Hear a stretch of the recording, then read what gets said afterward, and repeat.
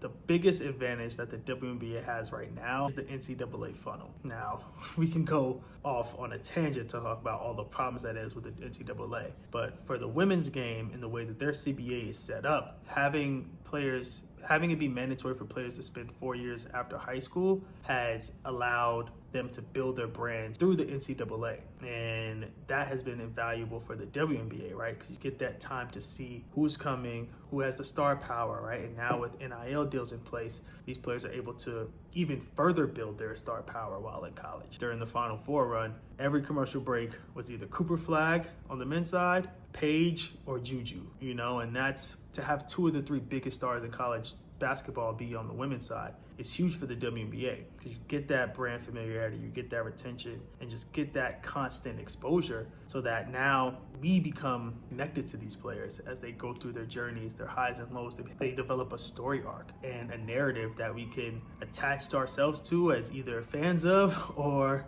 haters of, for lack of a better term. And that's what we got with Angel Reese and Caitlin Clark. We saw them battle in the tournament back-to-back years. It was a true defining moment, in that championship game with LSU versus Iowa. And that moment has permeated for the rest of their careers, right? It followed them the next seasons, followed them into the draft.